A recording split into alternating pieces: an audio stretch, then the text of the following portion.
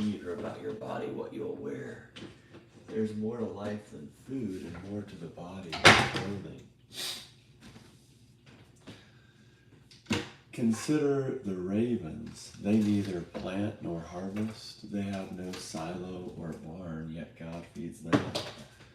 You're worth so much more than birds. Who among you by worry can add a single hour to your life if you can't do such a small thing? Why worry about the rest? Notice how the lilies grow. They don't wear themselves out with work, and they don't spin cloth. But I say to you that even Solomon in all his splendor wasn't dressed like one of these. If God dresses grass in the field so beautifully, even though it's alive today and tomorrow it's thrown into the furnace, how much more will God do for you, you people of weak faith?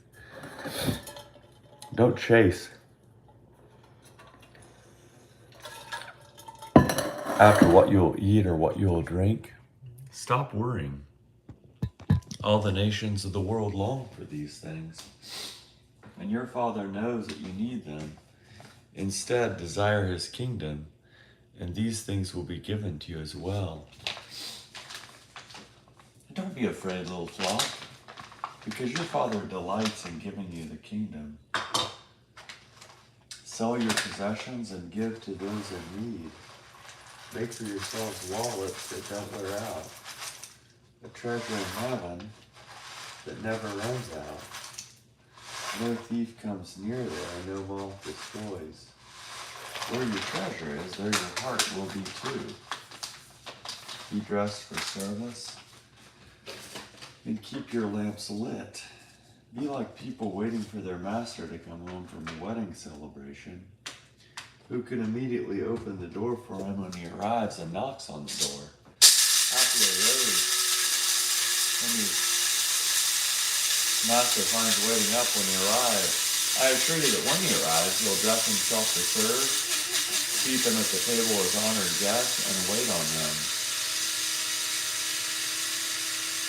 Happy are those servants whom the master finds alert, even if he comes at midnight or just before dawn. But know this, if the homeowner had known what time the thief was coming, he wouldn't have allowed his home to be broken into.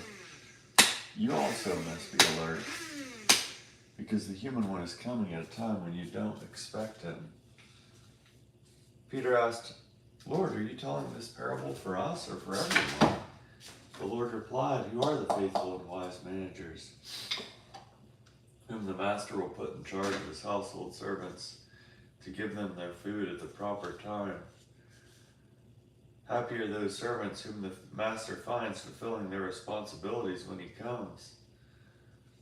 I assure you that the master will put them in charge of all his possessions. But suppose that these servants should say to themselves, my master is taking his time about coming. And suppose they began to beat the servants, both men and women, and to eat, drink, and get drunk. The master of those servants will come at a time that they weren't expecting, on a day they weren't expecting, at a time they couldn't predict. The master will cut them into pieces and assign them a place with the unfaithful. That servant who knew his master's will but then didn't prepare for it or act on it will be beaten severely. The one who didn't know the master's will but did things deserving punishment will be beaten only a little. Much will be demanded from everyone who has been given much, and from the one who has been entrusted with much, even more will be asked. I came to cast fire on the earth. How I wish that it was already ablaze. I have a baptism I must experience. How I'm distressed until it's completed. Do you think that I've come to bring peace to the earth? No, I tell you, I've come instead to bring division. From now on, a household of 5 will be divided, 3 against 2, and 2 against 3. Father will square off against son, and son against father. Mother against daughter, and daughter against mother. And mother-in-law against daughter-in-law, and daughter-in-law against mother-in-law. Jesus also said to the crowds, when you see a cloud forming in the west, you immediately say, it's going to rain, and indeed it does. And when a south wind blows, you say a heat wave is coming, and it does. Hypocrites. You know how to interpret conditions on earth and in the sky. How is it that you don't know how to interpret the present time? And why don't you judge for yourselves what is right? As you're going to court with your accuser, make your best effort to reach a settlement along the way. Otherwise, your accuser will bring you before the judge, and the judge hand you over to the officer, and the officer throw you into prison. I tell you, you won't get out of there until you've paid the very last cent. Chapter 13. Some who were present on that occasion told Jesus about the Galileans whom Pilate had killed while they were offering sacrifices. He said, do you think the suffering of these Galileans proves that they were more sinful than all the other Galileans? No, I tell you, but unless you change your hearts and lives, you will die just as they did. What about those 12 people who were killed when the Tower of Siloam fell on them? Do you think that they were more guilty of wrongdoing than everyone else who lives in Jerusalem? No, I tell you. But unless you change your hearts and lives, you will die just as they did. Jesus told this parable. A man owned a fig tree planted in a vineyard. He came looking for fruit on it and found none. He said to his gardener, look, I've come looking for fruit on this fig tree for the past 3 years, and I've never found any. Cut it down. Why should it continue depleting the soil's nutrients? The gardener responded, Lord, give it 1 more year and I'll dig around it and give it fertilizer. Maybe it will produce fruit next year. If not, then you can cut it down. Jesus was teaching in one of the synagogues on the Sabbath. A woman was there who had been disabled by a spirit for 18 years. She was bent over and couldn't stand up straight. When he saw her, the Lord called her to him and said, Woman, you are set free from your sickness. He placed his hands on her, and she straightened up at once and praised God. The synagogue leader, incensed that Jesus had healed on the Sabbath, said, there are 6 days during which work is permitted. Come and be healed on those days and not on the Sabbath day. The Lord replied, Hypocrites, won't each of you on the Sabbath untie your ox or donkey from its stall and lead it out to get a drink? Then isn't it necessary that this woman, a daughter of Abraham, bound by Satan for 18 long years, be set free from her bondage on the Sabbath day? When he said these things, all his opponents were put to shame, but all those in the crowd rejoiced at all the extraordinary things he was doing. Jesus told this parable. Then Jesus asked, what is God's kingdom like? To what can I compare it? It's like a mustard seed that someone took and planted in a garden. It grew and developed into a tree, and the birds in the sky nested in its branches. Again he asked, to what can I compare God's kingdom? It's like yeast, which a woman took and hid in a bushel of wheat flour until the yeast had worked its way through the hole.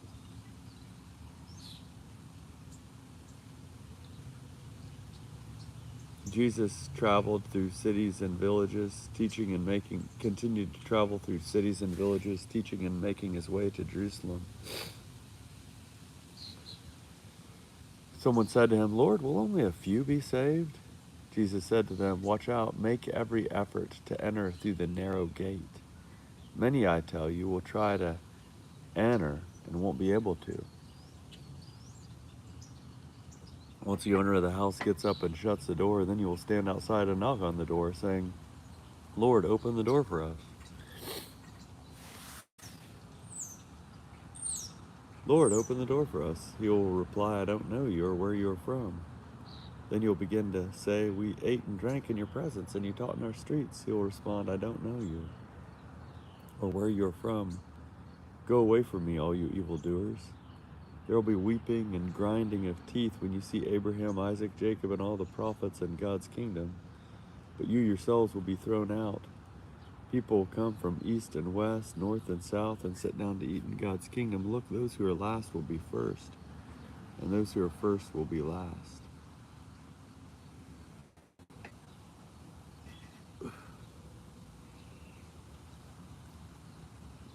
At that time, some Pharisees approached Jesus and said, Go, get away from here, because Herod wants to kill you.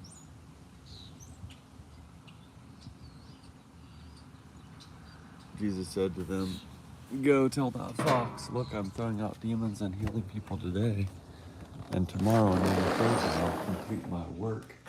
However, it's necessary for me to travel today, tomorrow, and the next day, because it's impossible for a prophet to be killed outside of Jerusalem. Jerusalem. Jerusalem. You who kill the prophets and stone those who were sent to you, how often I have wanted to gather your people, just as a hen gathers her chicks under her wings. But you didn't want that. Look, your house is abandoned. I tell you, you won't see me until the time comes when you say, Blessings on the one who comes in the Lord's name.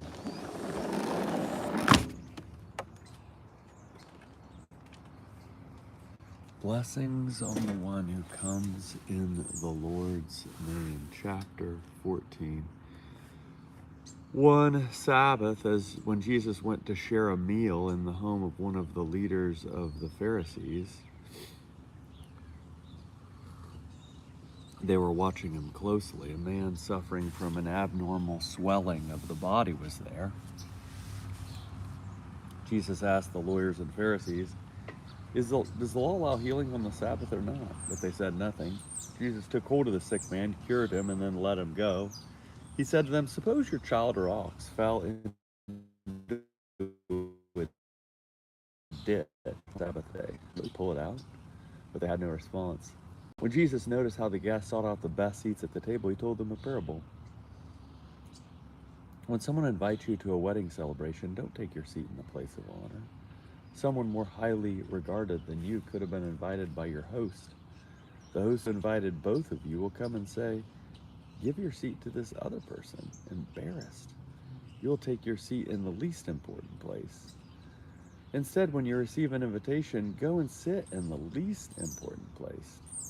When your host approaches you, he will say, friend, move up here to a better seat. Then you will be honored in the presence of all your fellow guests. All who lift themselves up will be brought low, and those who make themselves low will be lifted up.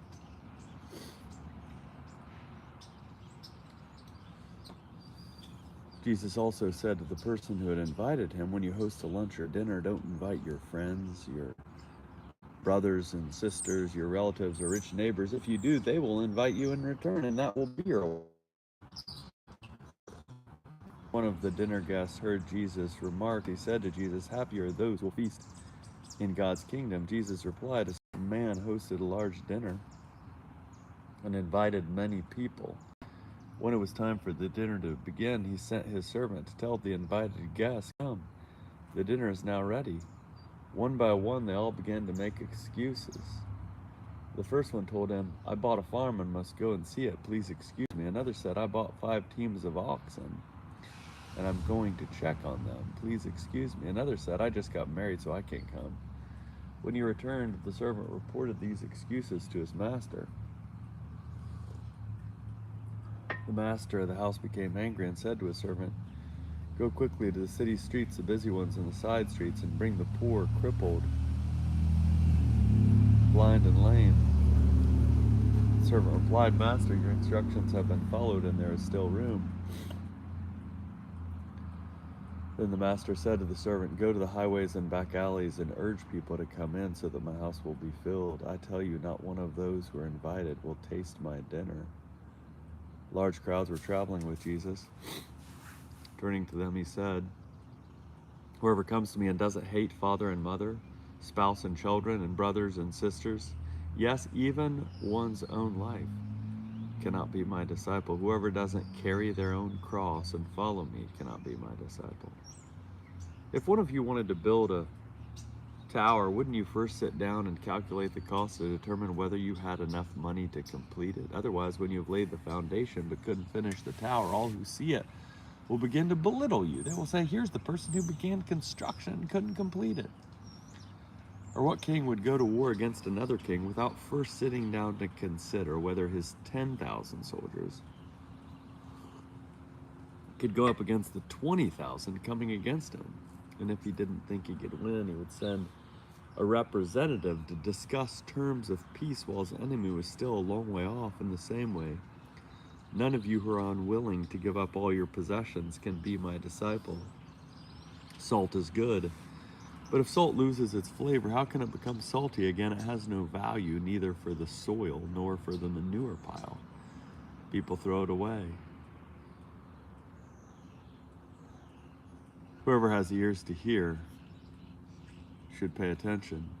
Chapter 15, book of Luke. All the tax collectors and sinners were gathering around Jesus to listen to him. The Pharisees and legal experts were grumbling, saying, This man welcomes sinners and eats with them. Jesus told them this parable. Suppose someone among you had 100 sheep and lost one of them. Wouldn't he leave the other 99 in the pasture and search for the lost one until he finds it? And when he finds it, he is thrilled and places it on his shoulders. When he arrives home, he calls together his friends and neighbors, saying, Celebrate with me because I found my lost sheep. In the same way, I tell you, there will be more joy in heaven over one sinner who changes both heart and life than over 99 righteous people who have no need to change their hearts and lives. Or what woman, if she owns 10 silver coins and loses one of them, won't light a lamp and sweep the house, searching her home carefully until she finds it? And when she finds it, she calls together her friends and neighbors, saying, Celebrate with me because I found my lost coin. In the same way, I tell you, joy breaks out in the presence of God's angels over one sinner who changes both heart and life. Jesus said a certain man had 2 sons. The younger son said to his father, Father, give me my share of the inheritance. Then the father divided his estate between them. Soon afterward, the younger son gathered everything together and took a trip to a land far away. There he wasted his wealth through extravagant living. When he had used up his resources, a severe food shortage arose in that country, and he began to be in need. He hired himself out to one of the citizens of that country, who sent him into his field to feed pigs. He longed to eat his fill from what the pigs ate, but no one gave him anything. When he came to his senses, he said to himself, How many of my father's hired hands have more than enough food, but I'm starving to death? I will get up and go to my father and say to him, Father, I have sinned against heaven and against you. I'm no longer worthy to be called your son. Take me on as one of your hired hands. So he got up and went to his father. While he was still a long way off, his father saw him and was moved with compassion. His father ran to him, hugged him, and kissed him. Then his son said, Father, I have sinned against heaven and against you. I no longer deserve to be called your son. Take me on as one of your hired hands. I no longer deserve to be called your son. But the father said to his servant, Quickly, bring the best robe and put it on him. Put a ring on his finger and sandals on his feet. Fetch the fattened calf and slaughter it. We must celebrate with feasting because this son of mine was dead and has come back to life. He was lost and is found, and they began to celebrate. Now his older son was in the field. Coming in from the field, he approached the house and heard music and dancing. He called one of the servants and asked what was happening. What was going on? The servant replied, "Your brother has arrived, and your father has slaughtered the fattened calf because he received his son back safe and sound." Then the older son was furious and didn't want to enter in, but his father came out and begged him. He answered his father, "Look, I've served you all these years and I never disobeyed your instructions, yet you've never given me as much as a young goat so that I could celebrate with my friends. But when this son of yours returned after gobbling up your estate with prostitutes, you slaughtered the fattened calf for him." Then his father said, "Son, you are always with me, and everything I have is yours. But we had to celebrate and be glad because this brother of yours was dead and is alive.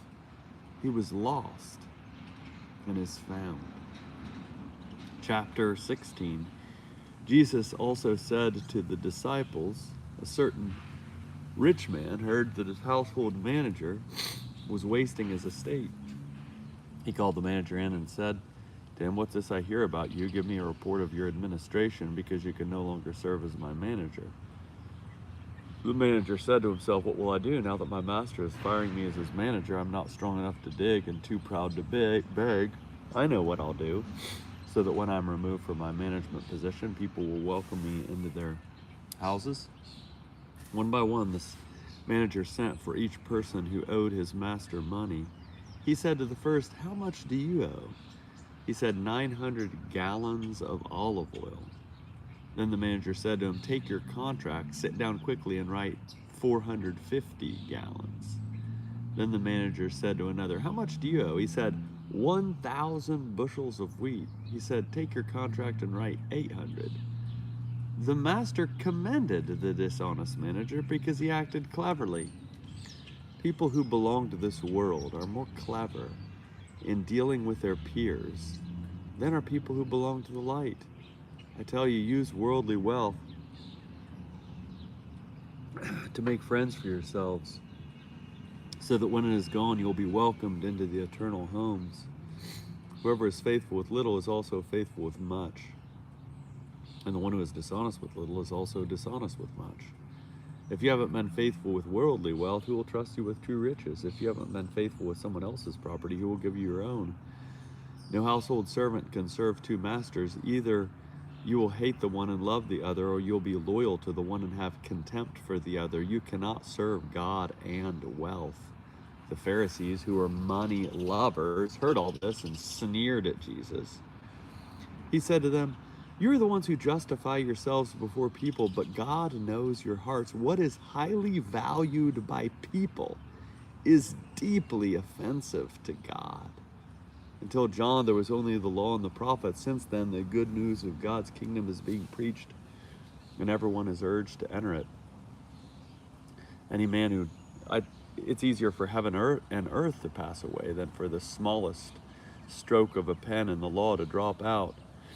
Any man who divorces his wife and marries another commits adultery, and a man who marries a woman divorced from her husband commits adultery.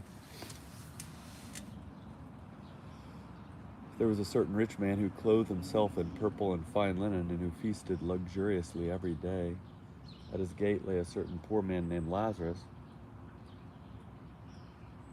who was covered with sores. Lazarus longed to eat the crumbs that fell from the rich man's table. Instead, dogs would come and lick his sores. The rich man died and was carried by angels, the poor man being tormented in the place of the dead. The rich man looked up and saw Abraham at a distance, with Lazarus at his side. And you are in great pain. Moreover, a great crevasse has been fixed between us and you. Those who wish to cross over from here to you cannot, neither can anyone cross from there to us." The rich man said, "Then I beg you, Father, send Lazarus to my father's house. I have 5 brothers. He needs to warn them so that they don't come to this place of agony." Abraham replied, "They have Moses and the prophets. They must listen to them." The rich man said, "No, Father Abraham, but if someone from the dead goes to them, they will change their hearts and lives." Abraham said, "If they don't listen to Moses and the prophets, then neither will they be persuaded if someone rises from the dead." Chapter 17. Jesus said to his disciples, things that cause people to trip and fall into sin must happen, but how terrible it is for that person through whom they happen. It will be better for them to be thrown into a lake with a large stone hung around their necks than to cause one of these little ones to trip and fall into sin. Watch yourselves. If your brother or sister sins, warn them to stop. If they change their hearts and lives, forgive them. Even if someone sins against you 7 times in one day and returns to you 7 times and says, "I'm changing my ways," you must forgive that person. The apostles said to the Lord, "Increase our faith." The Lord replied, "If you had faith the size of a mustard seed, you could say to this mulberry tree, 'Be uprooted and planted in the sea,' and it would obey you." Would any of you say to your servant who had just come in from the field after plowing or tending sheep, "Come, sit down for dinner"? Wouldn't you say instead, "Fix my dinner, put on the clothes of a table servant, and wait on me while I eat and drink. After that, you can eat and drink"? You won't thank the servant because the servant did what you asked, will you? In the same way, when you have done everything required of you, you should say, "We servants deserve no special praise. We have only done our duty."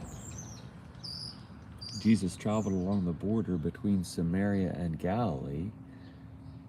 As he entered a village, 10 men with skin diseases approached him. Keeping from him, they raised their voices and said, "Jesus, Master, show us mercy."